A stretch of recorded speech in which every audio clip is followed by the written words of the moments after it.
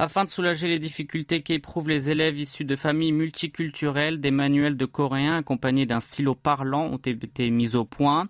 Dans une école située à Asan, dans la province de Chongcheong du Sud, lorsque les petits écoliers tiennent ces stylos à la manière d'un micro, ces dernières émettent les sons suivants: parler, lire. Après avoir ainsi écouté le coréen, s'ils n'arrivent pas à bien comprendre, ils peuvent le réécouter dans leur langue maternelle, comme c'est le cas de Michel, d'origine mongole.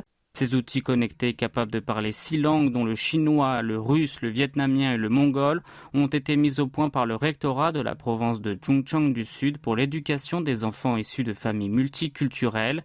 Ces gadgets sont composés de phrases courantes de la vie quotidienne telles que aller à l'école, les heures de cours ou la pause du midi, et on peut l'utiliser sans connexion Internet et sans autre appareil électronique supplémentaire.